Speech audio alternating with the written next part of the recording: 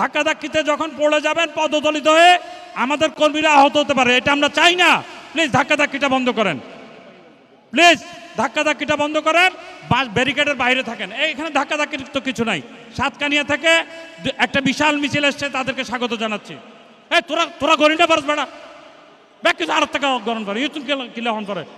স্বেচ্ছাসেবকের দায়িত্বটা কি? এই স্বেচ্ছাসেবক যারা আছেন তো তাদের দায়িত্ব আছে না কিছু? তোমরা কি করতেছ? এই ব্যারিকেড কেউ ভাঙবেন না। এ ভাই আপনারা সামনের দিকে আসতেছেন কেন? সামনে তো কোনো তিল তারণের জায়গা নেই, কানায় কানায় পরিপূর্ণ।